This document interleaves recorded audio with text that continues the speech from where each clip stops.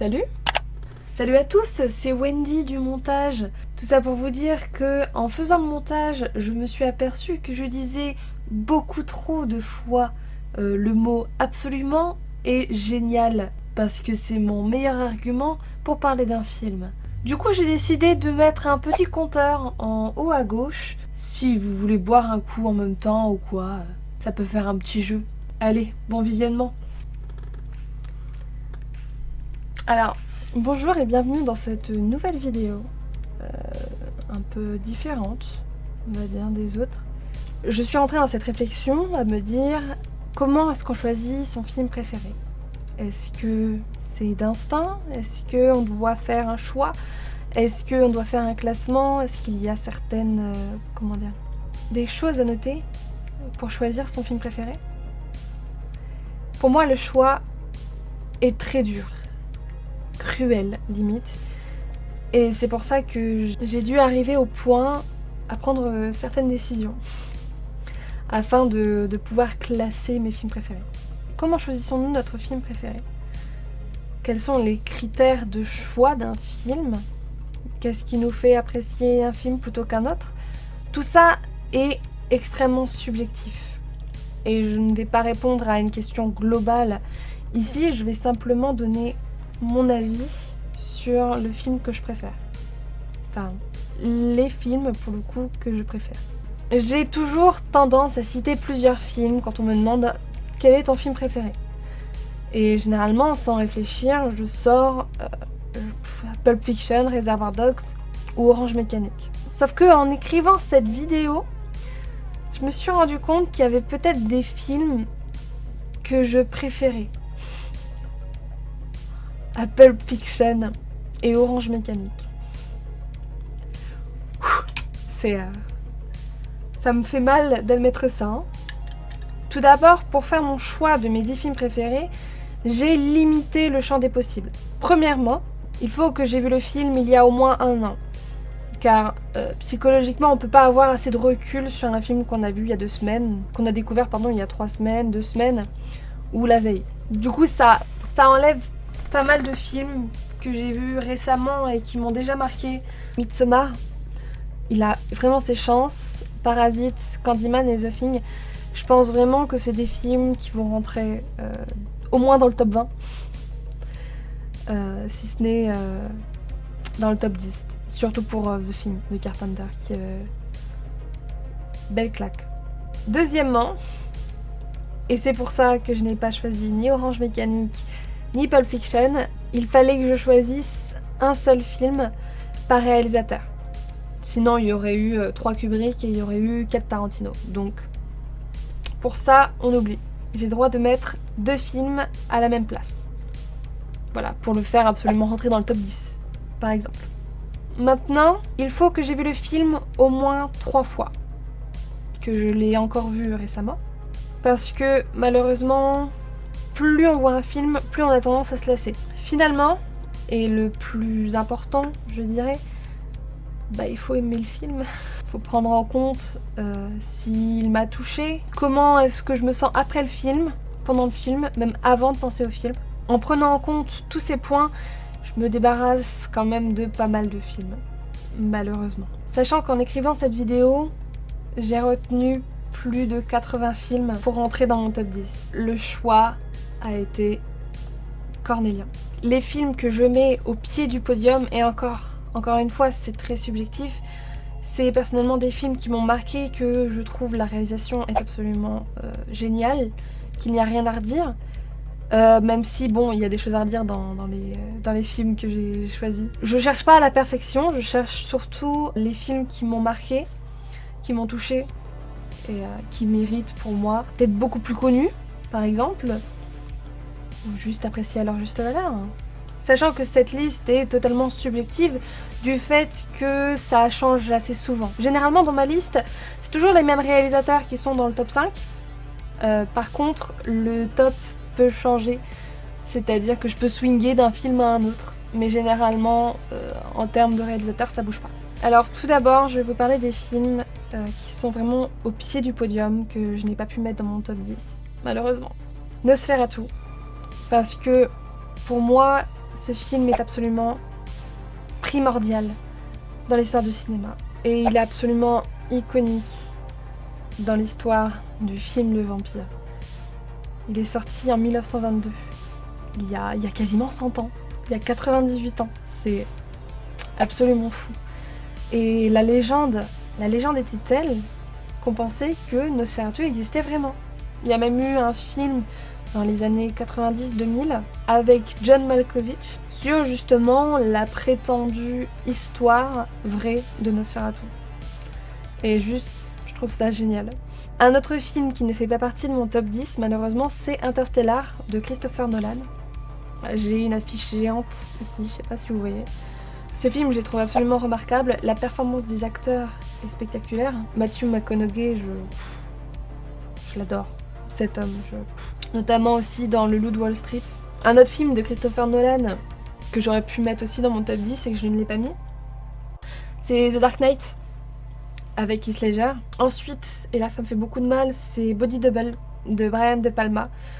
Je pense vraiment que c'est l'un de mes films préféré de Brian De Palma. Juste relax, don't do it. Vraiment, l'un de ses films les plus aboutis et les plus sous-cotés de Brian De Palma. Je pense que tout le monde devrait le voir en fait. Tout simplement. Aussi, un film que je n'ai pas choisi, La famille Tenenbaum, malheureusement, de Wes Anderson. Juste, le film est fantastique. Au niveau des cadrages, au niveau du choix des acteurs. Gwyneth Paltrow, elle est fantastique dans son rôle. Allez le voir. Il y a aussi, ça me fait encore beaucoup de mal, Le Moulin Rouge de Baz Luhrmann, que je suis obligée de mettre dans mon top en fait, qui me transcende. Je le connais par cœur, je l'ai vu une bonne 50aine de fois au final.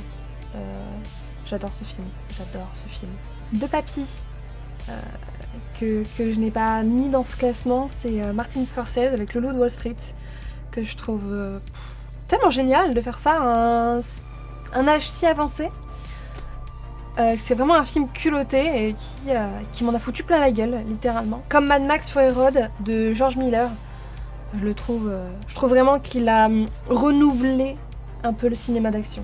Du coup, on oublie les films que je n'ai pas pris, malheureusement, malgré qu'ils soient absolument géniaux. Ceci est totalement subjectif, encore une fois. C'est mes goûts en matière de films, histoire que vous fassiez un avis d'ailleurs sur ma cinéphilie, sur ce que j'aime, ce qui est très très global pour le coup.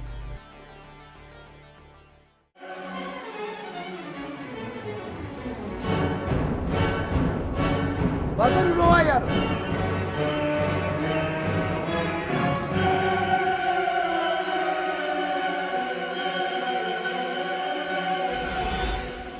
Alors, 10e de ce classement, Battle Royale de Kinji Fukasaku.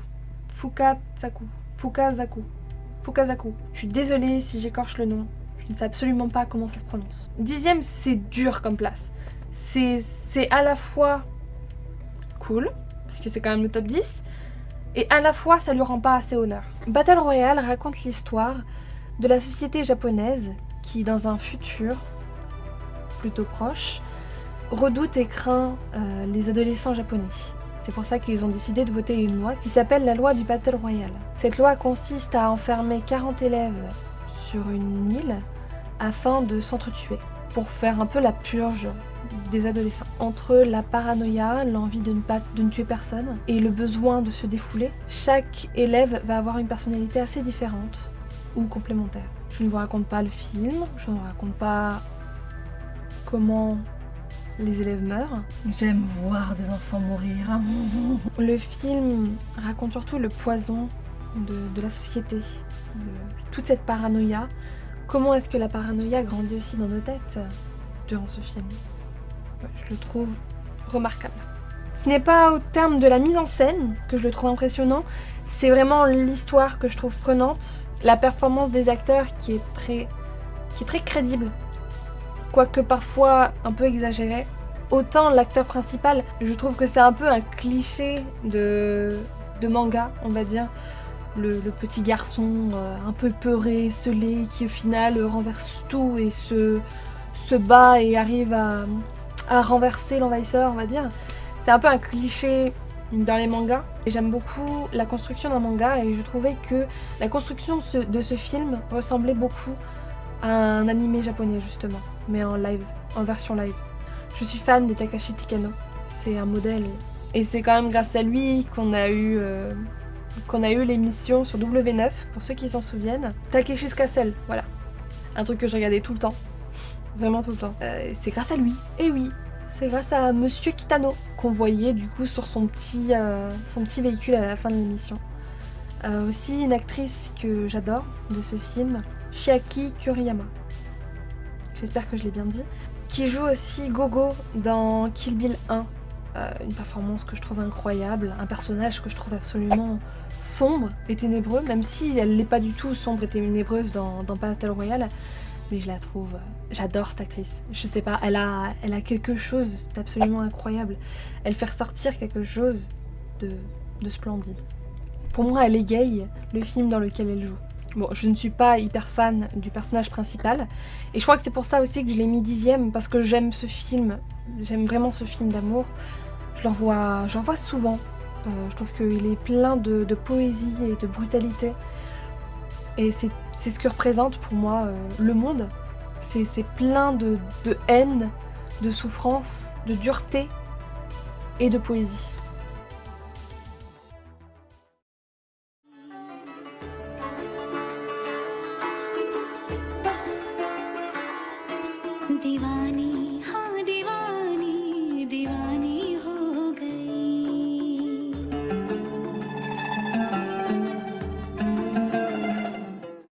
Neuvième, il s'agit ici encore d'un film asiatique, mais cette fois-ci d'un film de Bollywood.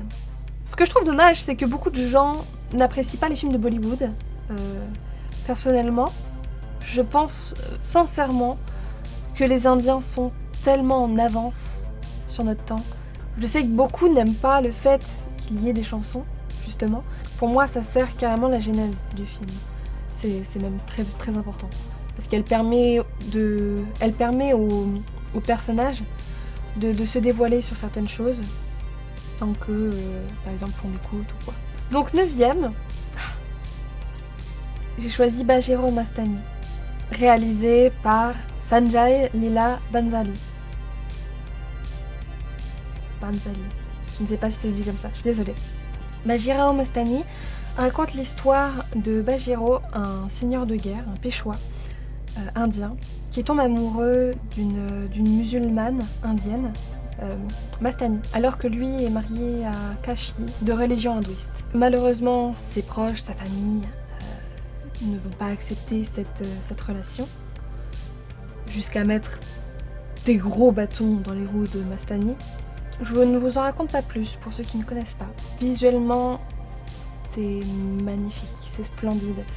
J'ai rarement vu ça en Europe ou aux États-Unis, des plans aussi justes, aussi symétriques, des décors aussi faramineux, découvrir en plus des paysages d'Inde, même si parfois, bon, les effets spéciaux, c'est exagéré, on reste à Bollywood, les gars, hein.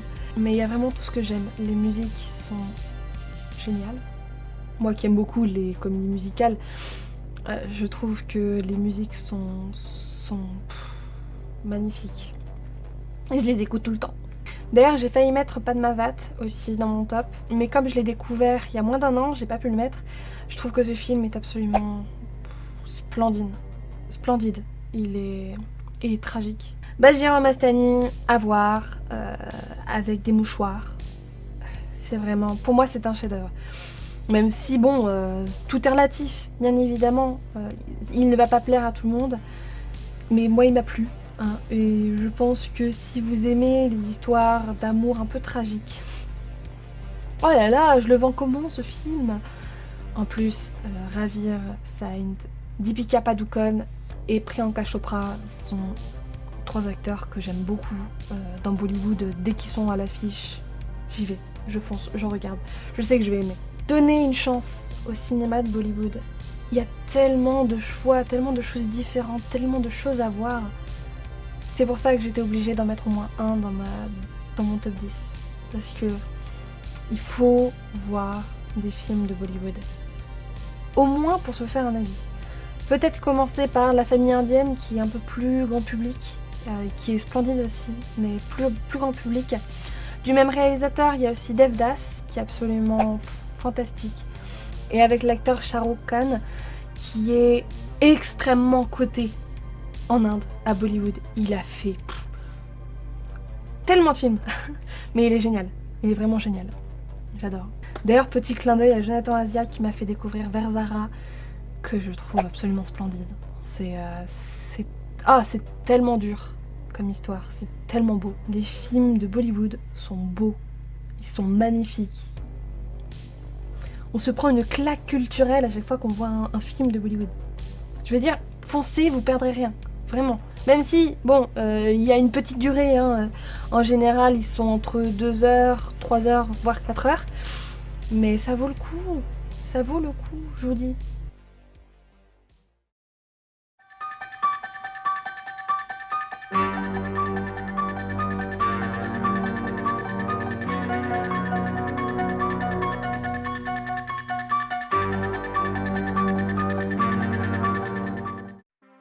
Ensuite, 8ème, Halloween de John Carpenter.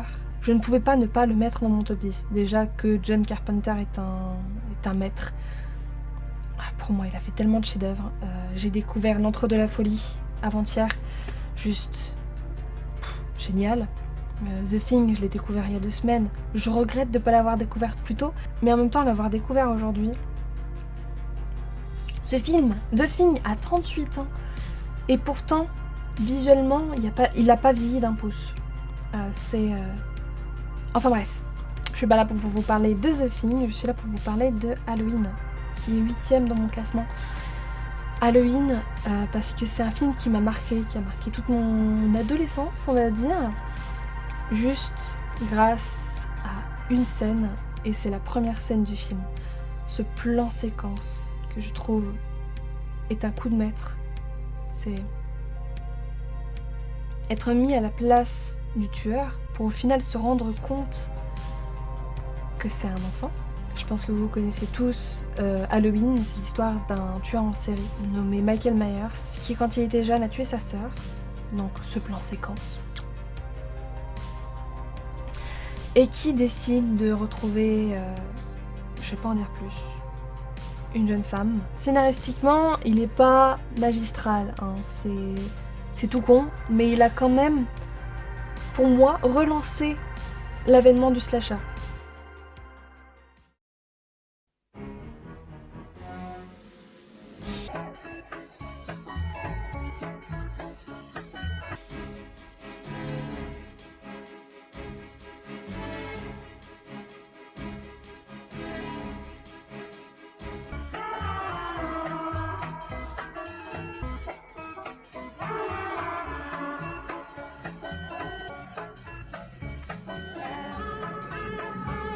Mais non, je ne vais pas crier.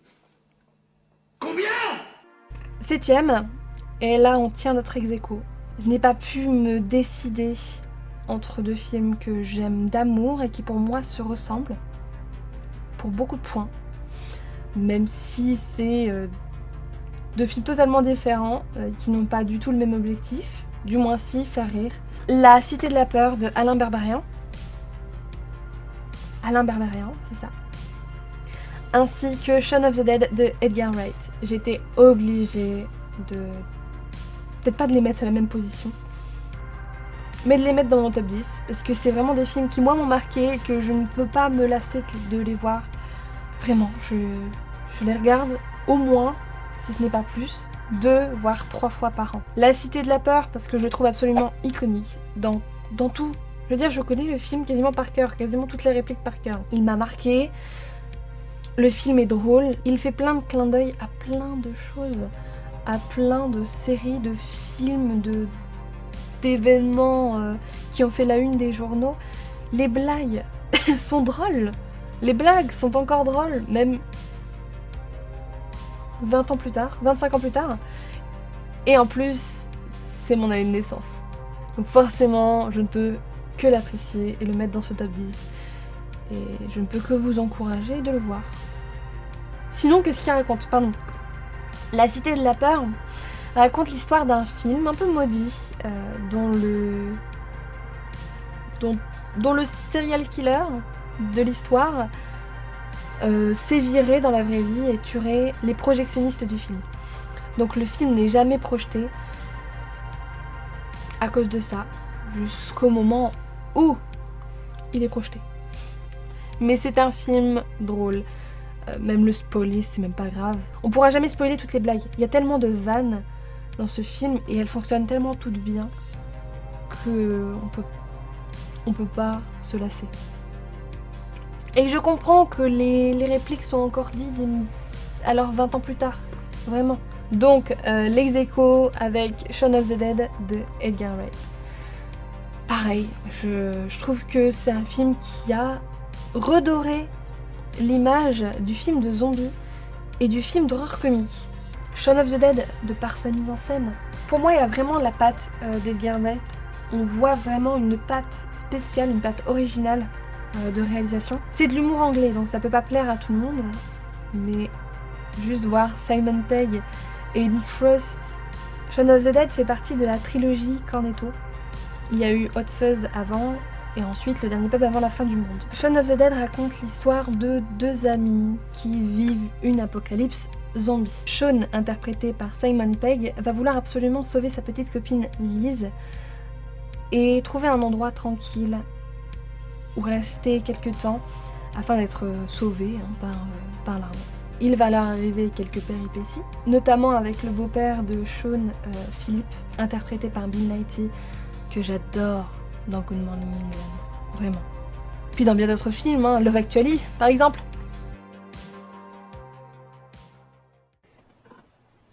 I would like, if I may, to take you on a strange journey.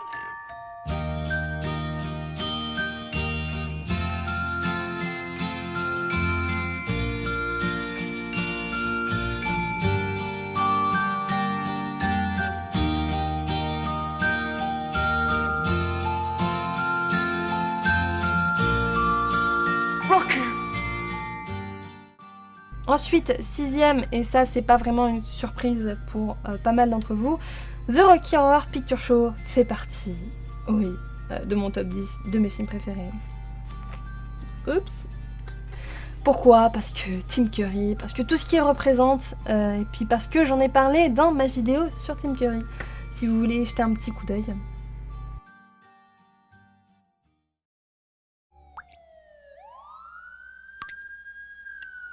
Cecilia was the first to go.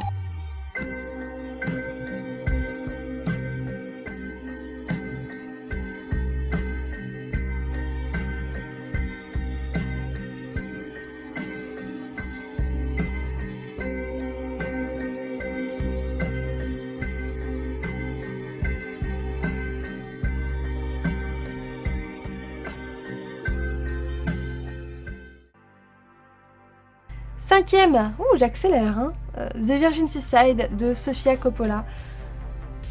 Ce film est tellement mélancolique, dramatique et représente tellement bien pour moi la jeunesse un peu désespérée. Comment elle fait Sofia Coppola pour être autant dans le juste avec ce film, dans la détresse émotionnelle de ces jeunes filles. C'est si beau et en même temps si dur, ce film. Je l'aime tellement. Il m'a marqué, il m'a bouleversé, il m'a changé. Vraiment. J'aime ce film. J'aime ses acteurs. J'aime tout dans ce film. J'ai hésité entre Marie-Antoinette et Virgin Suicide, mais en revoyant les deux, je me suis rendu compte que Virgin Suicide m'avait vraiment foutu une claque émotionnelle. C'est le mot. Virgin Suicide, ça raconte l'histoire de 5 filles, des 5 filles de la famille Lisbonne. Cecilia est partie la première. Cecilia was the first to go. C'est la première réplique du film. On le sait dès le début que les 5 filles vont mourir. Mais alors comment ? Pourquoi ? C'est ce qu'on va voir. On voit peu à peu toute la détresse émotionnelle de ces 5 filles, de Cecilia en premier, et de ses sœurs par la suite, et comment elles vivent cette dépression, on va dire.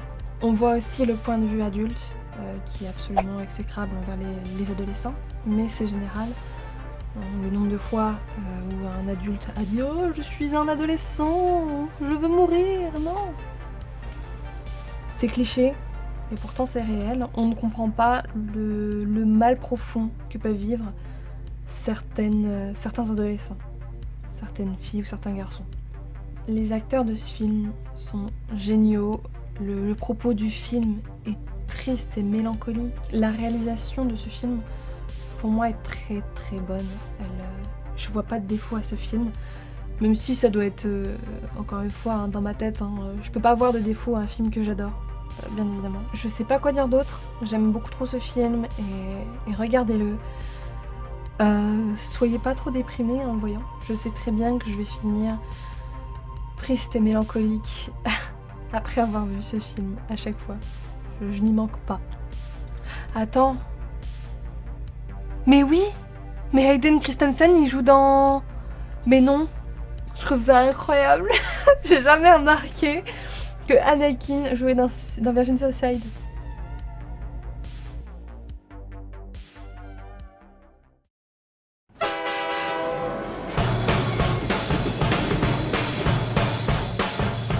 Choose life.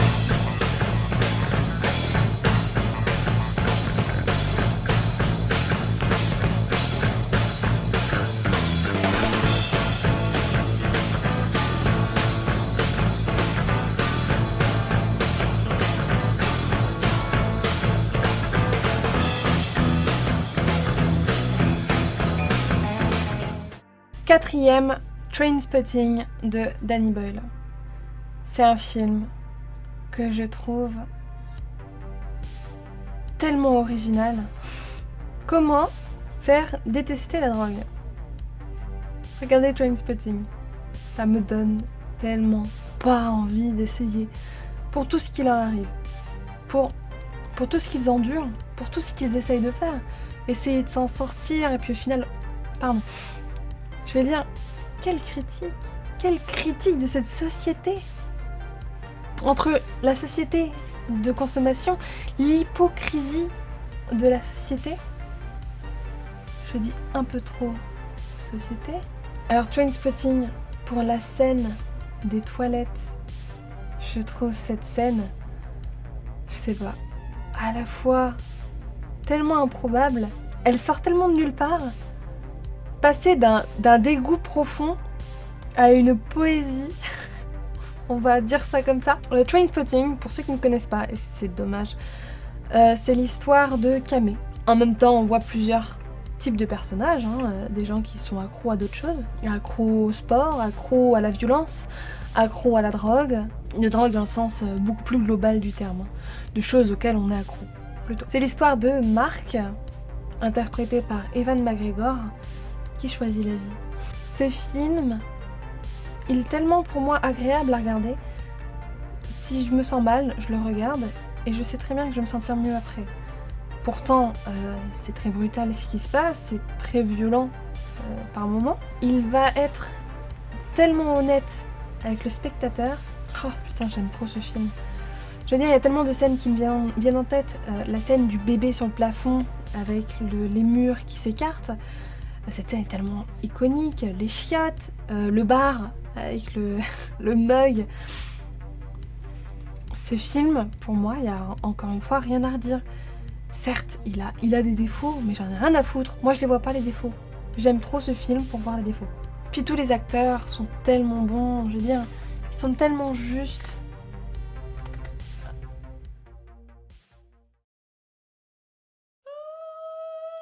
Stop.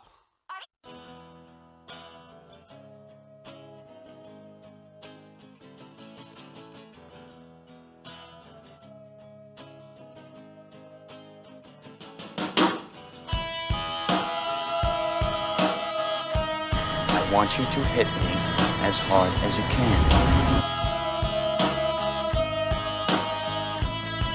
With your feet on the air, your head on the ground. Do not fuck with us. troisième, pareil, un film que je vois au moins 3 fois par an, hein, encore une fois. Un film que je trouve parfait, avec un mindfuck absolument génialissime. Il s'agit de Fight Club de David Fincher. David Fincher est un réalisateur exceptionnel. Il n'y a que 2 films de David Fincher que je n'apprécie pas plus que ça. C'est The Social Network, et parce qu'il s'est éloigné peut-être un peu trop de son style qu'on connaissait dans Seven, ou Fight Club, ou Zodiac. Et Millennium, dont j'ai préféré l'original, parce que j'adore Noémie Rapace. Je l'adore. Dans Passion, de Brian De Palma, je l'ai trouvée très bonne. Moi j'ai bien aimé Passion. On ne critique pas, j'aime beaucoup trop Brian De Palma. Et j'ai bien aimé Prometheus. Ne m'en voulez pas. Fight Club, je pense que je ne vais pas m'éterniser dessus. Je pense que beaucoup de monde l'adore et l'apprécie et l'encense à juste valeur. Pour moi, il n'est pas surcoté. Loin de là. Pour moi, c'est un film qui est original, qui a sa patte, qui a une bande-son absolument géniale, des acteurs géniaux. Meatloaf avec une poitrine. Meatloaf, d'ailleurs, qui joue dans The Rocky Horror Picture Show, donc forcément, je ne peux qu'apprécier Fight Club. J'aime trop son personnage, j'aime trop Bob dans Fight Club. Je l'aime trop. Voilà. Juste parce que plein de choses, parce que Meatloaf, parce qu'il est drôle, il est gentil, et il est doux, et en même temps il est perverti de fou par ce gars.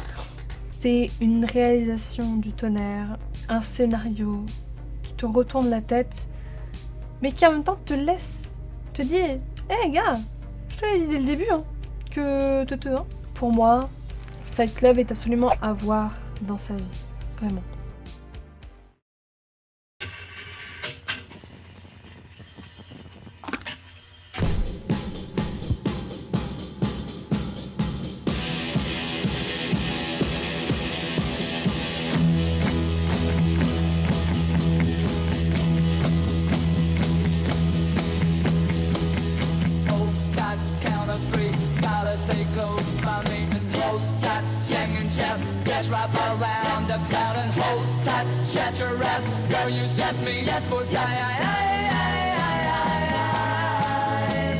The woods are lovely, dark and deep.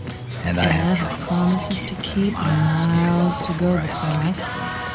Did you hear me, butterfly? Miles to go before you sleep.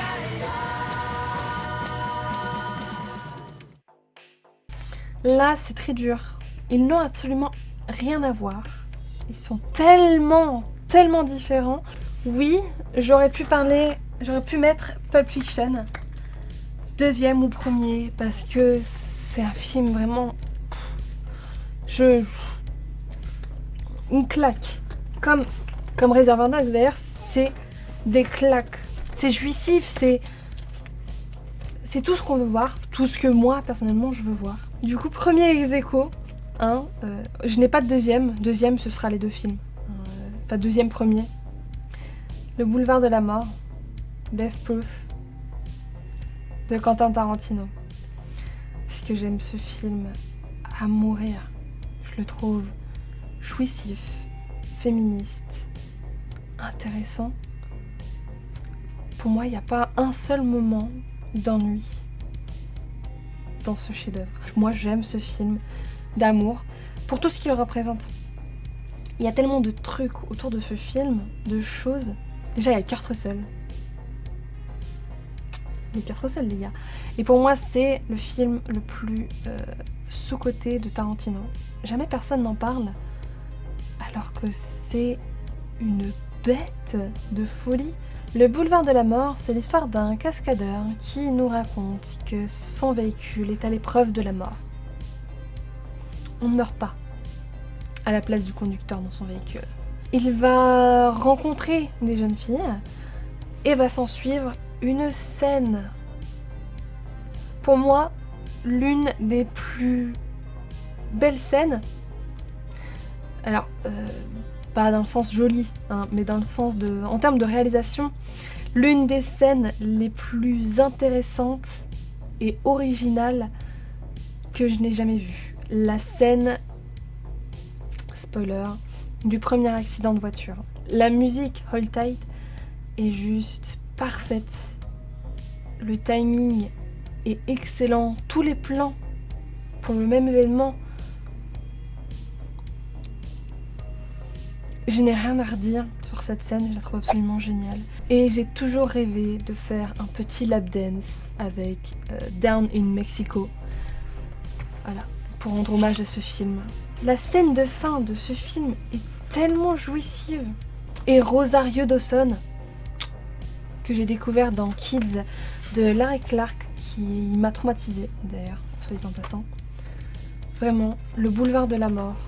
Si vous avez l'occasion de le voir. Je ne sais pas comment est-ce qu'il avait été construit, si Planet Terror était avant ou après le boulevard de la mort, mais pour moi c'est deux films à absolument voir l'un après l'autre.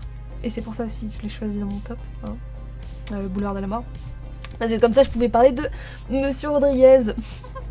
Parce que Planet Terror est aussi... Il est drôle, il est dégoûtant. J'adore ce film.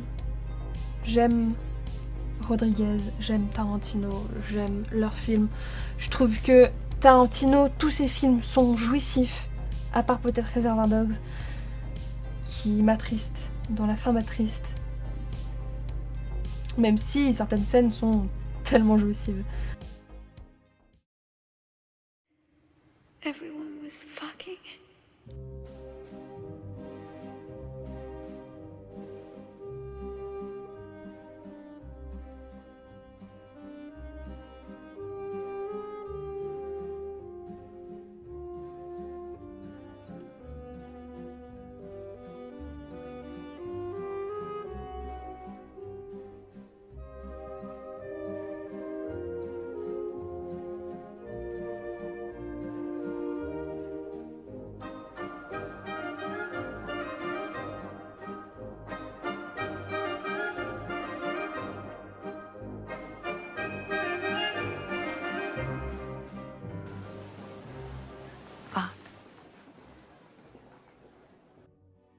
Et là, c'était très compliqué de ne pas le mettre premier parce que je trouve que c'est un film...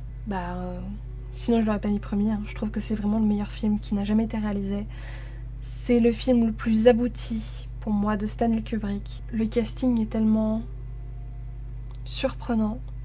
Et pourtant, Nicole Kidman et Tom Cruise. Donc voilà, Eyes Wide Shut de Stanley Kubrick, que je trouve magistral. Je pouvais pas me résoudre à le mettre en dessous. Parce que pour moi, c'est vraiment l'un des meilleurs films jamais faits, jamais réalisés. Il a tout ce film. Pour moi, c'est littéralement une leçon de cinéma.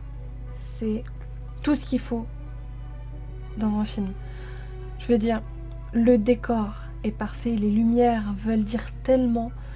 La disposition des objets, même des personnages, hein, des acteurs, des comédiens, au niveau de leur placement dans une scène, les plans séquences de ce film sont absolument culottés. Et ce film m'a marqué profondément. À chaque fois que je revois le film, j'ai la gueule grande ouverte tellement il me passionne et il m'imprègne. Je suis extrêmement fan de Stanley Kubrick. Je voulais mettre Barry Lyndon, Orange Mécanique et Eyes Wide Shut premier, ou deuxième d'ailleurs. D'ailleurs j'ai même écrit Eyes Wide Shut deuxième, mais j'ai revu Eyes Wide Shut il y a quelques jours. Et du coup je peux pas être objective, hein. Pour moi c'est vraiment le meilleur film du monde. Eyes Wide Shut, qu'est-ce que ça raconte aussi, hein, ce serait peut-être bien de le dire. Eyes Wide Shut, c'est l'histoire de Bill et Alice Hartford. C'est un couple riche, heureux, amoureux, avec une petite fille qui vivent à New York, dans un immense appartement à New York. La fidélité du couple est mise à rude épreuve lors d'une soirée de Noël. Bill, joué par Tom Cruise, dément totalement ne serait-ce qu'une seule attirance pour une autre femme que la sienne. Sauf que sa femme lui dit clairement que si elle avait eu l'occasion des années plus tôt, elle serait partie avec un homme. un autre homme. Suite à cette découverte, Bill va être appelé pour prononcer la mort d'une personne et sa fidélité va être mise encore plus à rude épreuve. Il va être tenté, de par jalousie et haine de l'acte que sa femme a failli commettre, même si elle ne l'a jamais commis. Il va donc errer dans les rues de New York afin de se venger. Pour moi, Eyes Wide Shut est une claque dans absolument tout ce qu'il fait.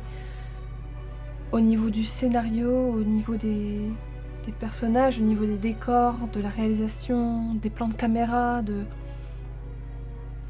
Pour moi, il n'y a pas une seule fausse note à ce film. Malgré que Eyes Wide Shut ait 20 ans, il y a toujours des choses à redécouvrir dans ce film. Je veux dire, je l'ai vu tellement de fois et pourtant j'arrive à trouver un petit détail dans chaque plan que je n'avais pas découvert avant.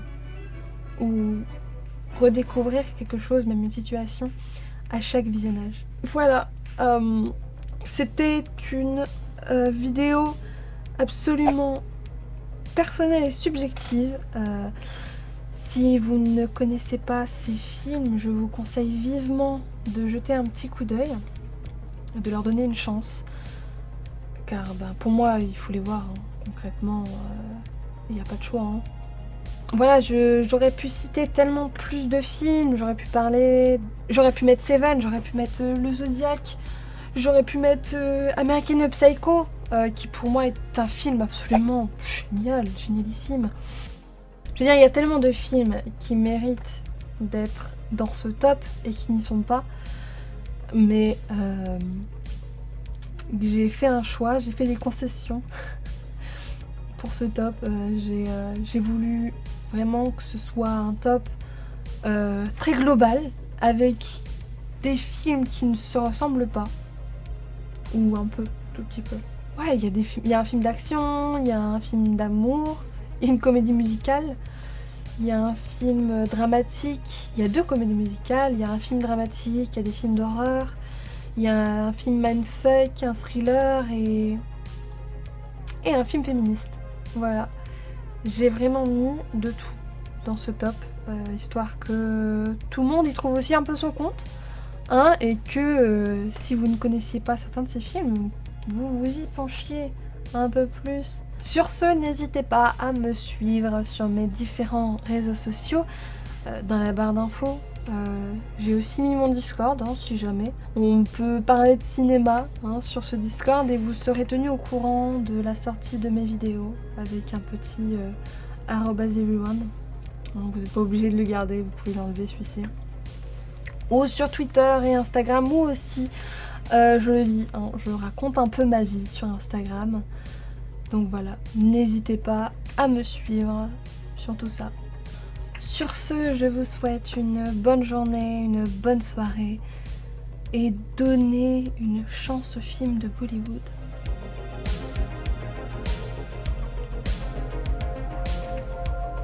Bonne soirée!